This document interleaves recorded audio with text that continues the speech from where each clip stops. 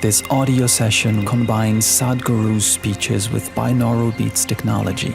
Please use headphones and listen carefully. This audio can enlighten you.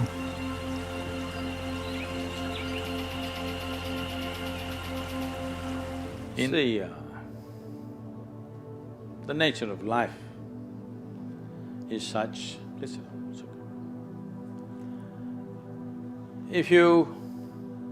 If you go outside in the garden and try to catch an ant,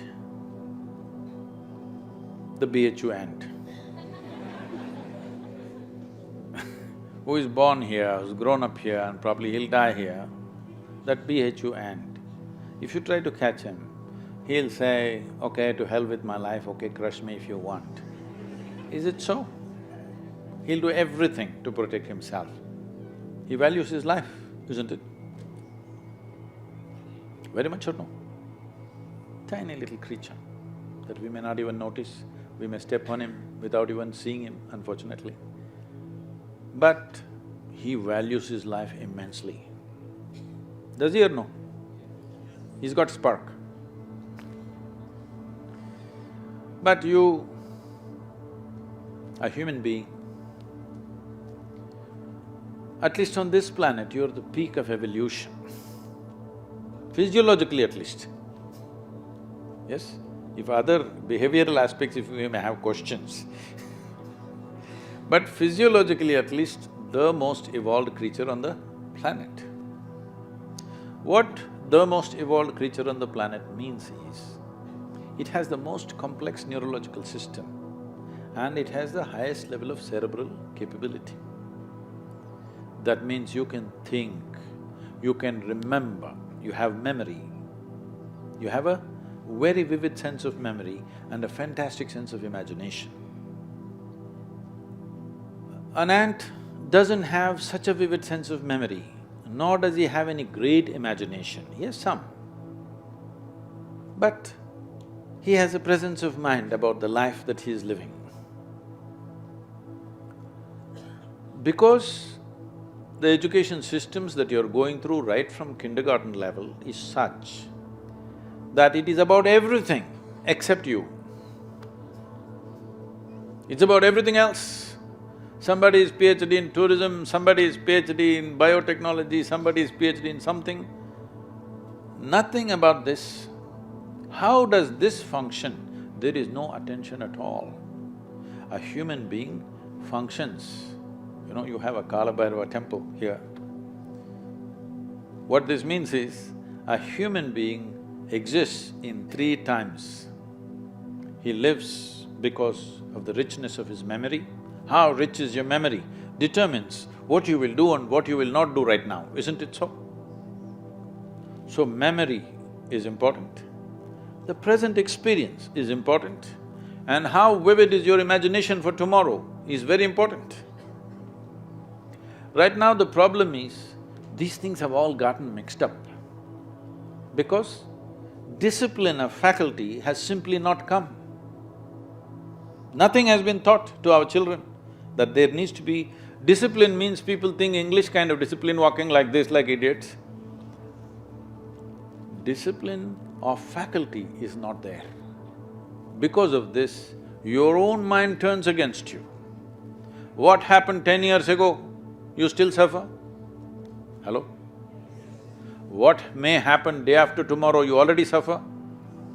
Because there's no discipline of faculty.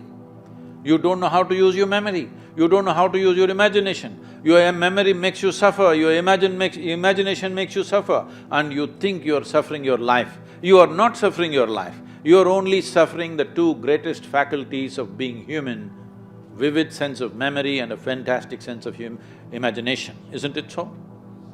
If you suffer the greatest faculties that you have, what can we do with you? If you suffer an ailment, understandable. If you suffer a disability, understandable. If you suffer your ability, hopeless case. Yes or no? You're suffering your capabilities. If you're suffering your disability, it's all right. You're suffering your capabilities. I must tell you this, about 4, 5 months ago, I think, You might have seen it on the news. A young lady, 34-year-old lady, who was a television anchor in Hyderabad, jumped off the 5th floor window, killed herself, left a note, "Nobody is responsible for my death, my brain is my enemy." How many million years it took to get this brain to this size, and now it becomes your enemy? She articulated this, but this is true with almost 90% of the human beings. They are suffering their own intelligence, isn't it? If you take away half their brain,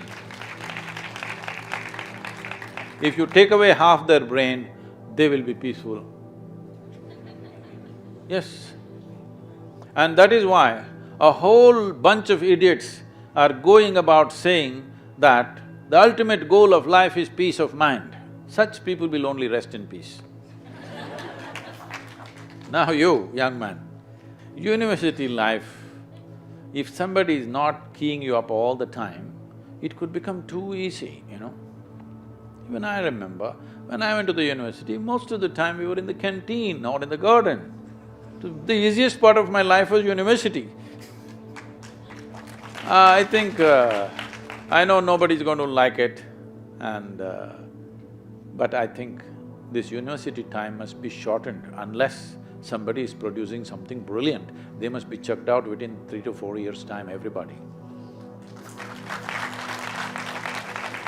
If they're doing something very focused and very intense, they must stay. Otherwise, see, this is all I'm telling all of you young people. Do whatever the hell you want in your life, but you must be intensely focused on something.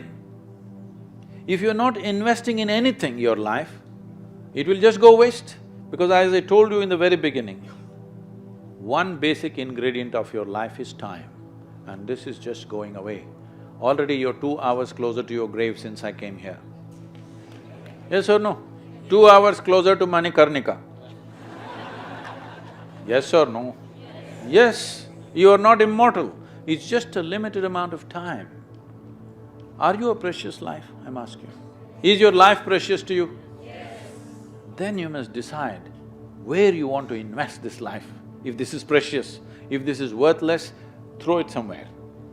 If this is precious, invest in something worthwhile, isn't it? So if you invest this in something worthwhile, not spark, you will be a flame all the time.